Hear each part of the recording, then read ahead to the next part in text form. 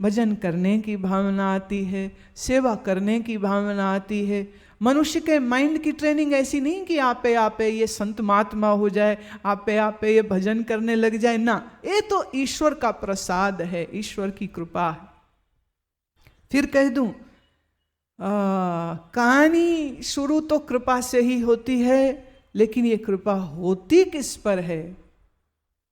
हाँ, ये कृपा उस पर होती है जिसके मन में किंचित मात्र कुछ शुद्धता होती, जिसके कर्म नेक होते, जिसके विचार नेक होते, जिसके जीवन मूल्य श्रेष्ठ होते, जिसके शुभ विचार हैं, शुभ कर्म है, जो कुछ शुभ भावना अपने अंदर रखते हैं, ये कृपा उनके ऊपर हो जाती। Why see a triangle will fit into a triangle box only, a triangle will not fit into a square.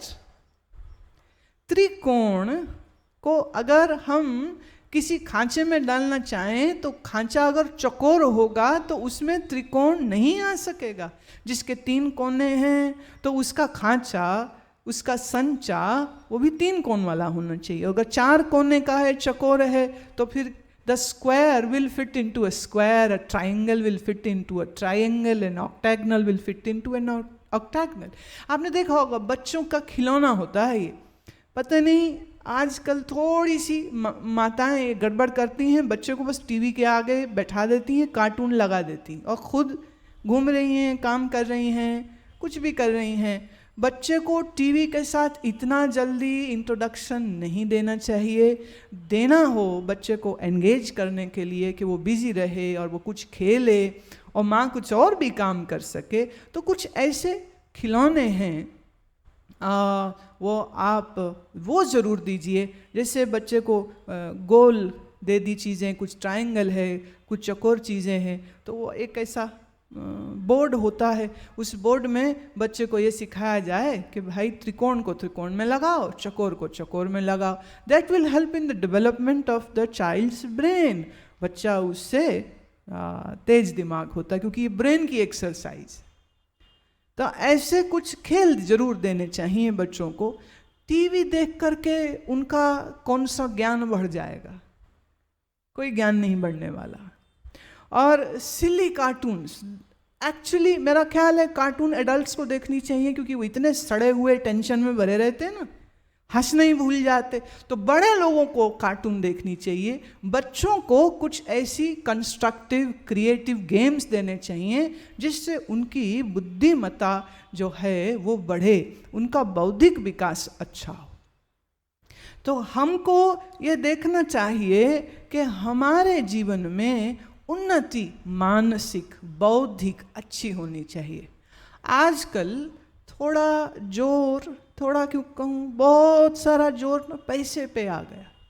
मैं एक स्टूडेंट से बात कर रही थी, मैंने उससे पूछा भाई तुम क्या पढ़ रहे हो? बोले हम MBA कर रहे हैं। मैं MBA क्यों कर रहे हो? कह रहे जी पिछले साल प्लेसमेंट एजेंसी जो आई उस कंपनी ने 75 लाख रुपए से भर्ती किया। मैं अच्छा, तो तुम वो 75 लाख के लिए MBA कर रहे हो? मुद्दा क्या आ गया? सीखना, समझना, पढ़ना, बौद्धिक विकास नहीं। टारगेट क्या है? वो 75 लाख रुपए। मैं करोगे क्या? जवाब तो वही आएगा ना, जो खाएंगे पिएंगे मौज करेंगे, डिस्को जाएंगे, कार में घूमेंगे। भाई जरूर घूमो, घूमना बुरी बात नहीं, खूब डांस करो, बड़ी अच्छी बात होती है। एड्रेनलिन आपके शरीर में फ्री का आता है, नाचना तो बड़ी अच्छी बात है, गाना बड़ी अच्छी बात है। लेकिन शिक्षा का मकसद सिर्फ पैसा क्यों बन के रह गया?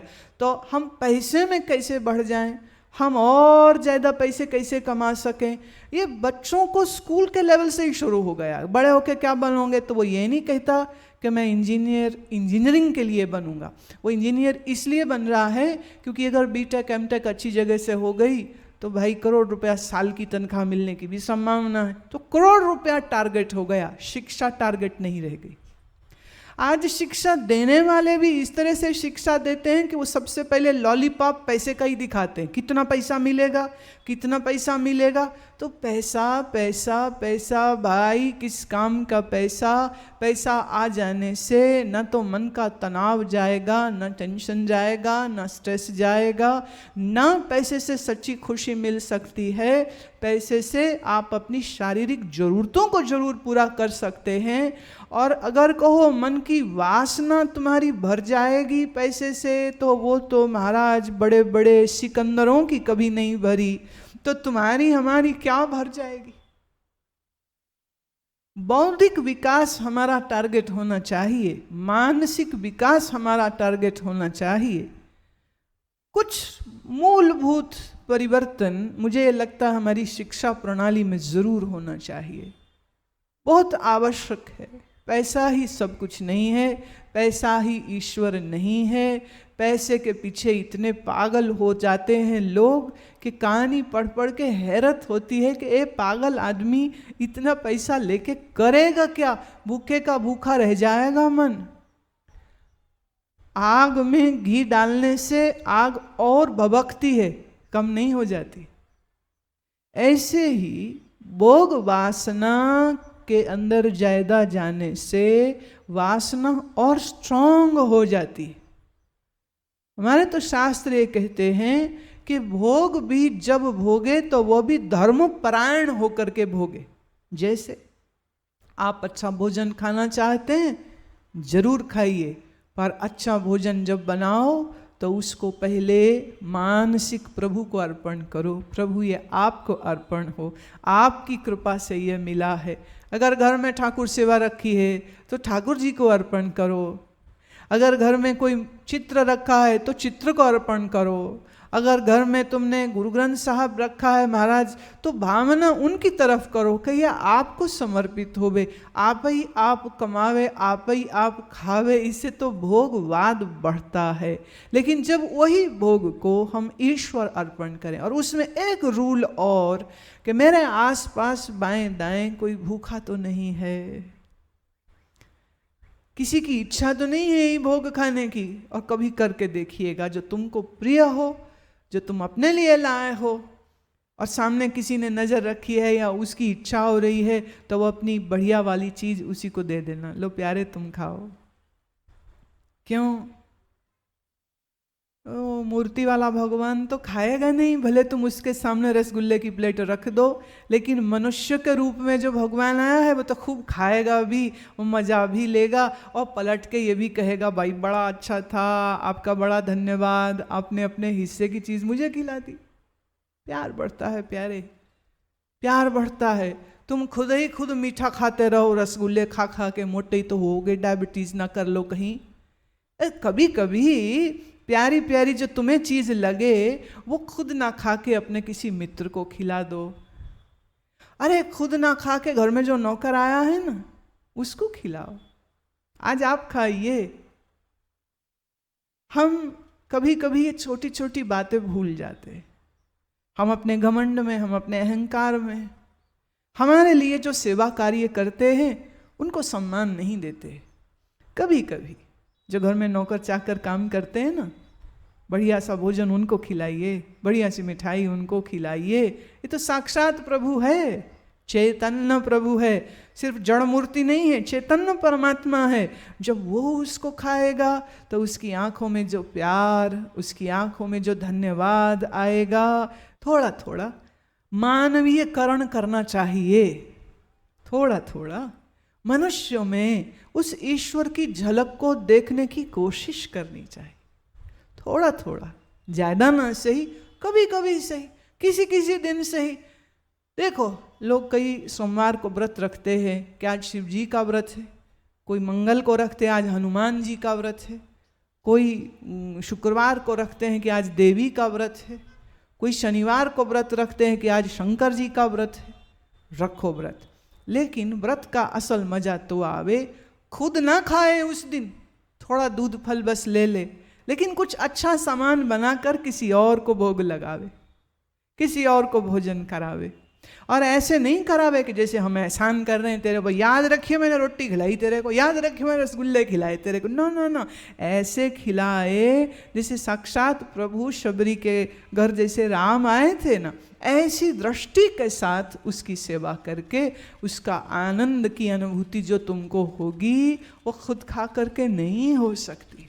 मानवीयकरण सुझाव देती हूँ एक, तुम्हारे बच्चों का जब जन्मदिन हो तो जन्मदिन में बच्चा पार्टी करे, केक काटे, नो प्रॉब्लम, कर लेने दो, लेकिन उसकी सुबह की शुरुआत ऐसे करिए, किसी अनाथ आश्रम में, किसी ओल्ड एज होम में उसको ले जाइए और उसको कहिए कि यहाँ जो है ना, इनको फल खिलाओ, इन्हें दूध पिलाओ, इनको मिठाई खिलाओ, जिनको कोई पूछता नहीं, जिनको कोई प्यार नहीं करता, जिनका कोई अपना नहीं है, उनके अपने बन जाओ। जो आशीष तुमको वो दे सकते हैं, जो शुभकामनाएं आपको वो दे सकते हैं, वो आपके दोस्त मित्र रिश्तेदार नहीं दे सकते। सच बात तो ये है, तुम दोस्त मित्र रिश्तेदार घर बुलाते हो, पार्टी करते हो, वो आते हैं, वो खाते हैं, पर वो दिल ही दिल में ना तुम्हारे नुक्स ढूंढ रहे होते हैं, ये भी ठीक नहीं है, पकौड़े सी कोई गंदे थे, कोई केक था वो बुरा था, कोई डेकोरेशन थी, इनको अक्ल ही नहीं है, वो तुम्हारी बुराई करके चले जाते हैं, मुंह में मीठे, पीछे पीछे कड़वाहट रखते हैं।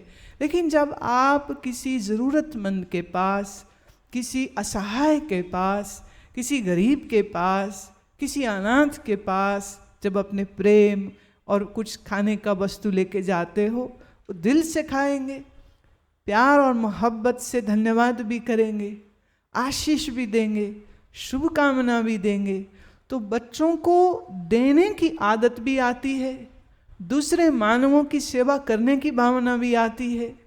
और इसको मैं कहती हूँ making them a human. You are not just a human being with a human body if you don't have a human heart. अगर आपके अंदर मानवीयता नहीं है तो हम मानव कैसे हुए? पशु नहीं कर सकता है ये काम हम कर सकते, हम मनुष्य कर सकते। तो गुरुदेव कह रहे हैं कि इस संसार में करोड़ों अरबों मनुष्य हैं जो स्वार्थ की भाषा बोलते हैं, स्वार्थ की भाषा करते हैं। और गुरुदेव मेरे प्रभु, मेरे दाता, आपने कृपा करके मुझे सत्संग की राह पे लगा दिया, मैं तो कुर्बान जाऊं, मैं कितना धन्यवाद प्रभु आपका करूं। ये आपकी ही रहमत है जो मेरे पर ये प्रसाद आपका प्राप्त हुआ। जिन गुरु सेवयातिस पवना व्यापे, अब जिनके हृदय में प्रभु स्मरण होता है उन्हें डर नहीं होता। याद रखना, डर एक तामसिक वृत्ति है, डर अंधेरे का दूसरा नाम है। जैसे अब यहाँ रोशनी है तो अंधेरा यहाँ नहीं है, और अगर रोशनी न रहेगी तो अंधेरा ही तो रहेगा। ऐसे ही मन में डर तब आते हैं जब मन में प्रेम की, ज्ञान की रोशनी नहीं होती। मैं आपसे पूछती हूँ, आप अपने आप को पूछिए, क्या आपको डर लगता है? क्या आपके मन में भय आता है? बच्चों के लिए, घर के लिए, स्वास्थ्य के लिए, अपनी सेहत के लिए, घर वाले की सेहत के लिए, माँ बाप के लिए या पैसे के लिए, कोई भी डर, कोई भी चिंता क्या आपके मन में आती है? अगर जवाब है हाँ, तो इसका अर्थ ये है कि अभी मन में ज्ञान की रोशनी नहीं है। जो मन में ज्ञान की रोशनी होती तो तुम्हारे मन में कोई डर रह नहीं सकता है। जिससे यह विश्वास हो कि मेरी श्वास श्वास जो आ रही है और जा रही है, ये भी मेरे ईश्वर की दी हुई, मेरे दाता की दी हुई है। तो जो दाता मेरे इतने करीब है, जो मेरी पलक भी झपकती है तो उसकी शक्ति से झपकती है, जो मेरे कान सुनते हैं तो उसकी शक्ति है तो सुनते हैं। हम चाहें तो अपनी इच्छा से ना एक सांस भी नहीं ले सकते, एक सांस भी हम अपनी इच्छा से नहीं ले सकते। क्या आप सांस लेते हैं या सांसें आती हैं?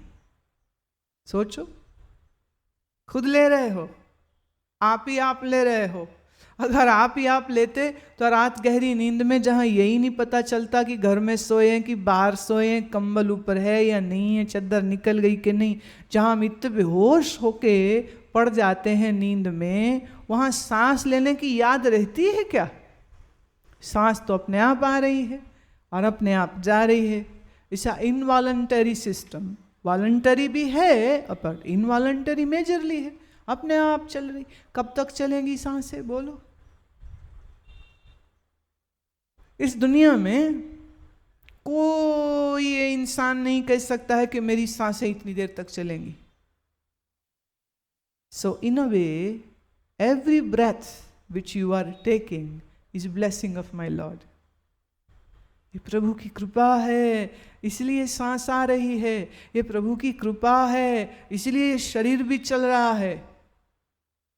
कभी कभी जब किसी टर्मिनली इल इंसान, जो गंभीर हालत हो गई कि डॉक्टर जवाब दे देते हैं, तो ऐसे में वो क्या बोलते हैं डॉक्टर जी, पता नहीं 24 घंटे निकलें चाहे ना निकलें। अरे भाई तुम्हारी टेक्नोलॉजी है, गैजेट्स हैं, मशीनरी है, तो टेस्ट करके बता दो ना कम से कम कि कब तक। वो कहेगा ये हम ऐसा नहीं कह सकते, 24 घंटे निकल जाए, में भी 72 घंटे निकल जाए, में भी 48 घंटे निकल जाए, बस इतना दिख रहा है कि जीवन ज्योति बुझ जाएगी, अब हम कुछ कर नहीं सकते।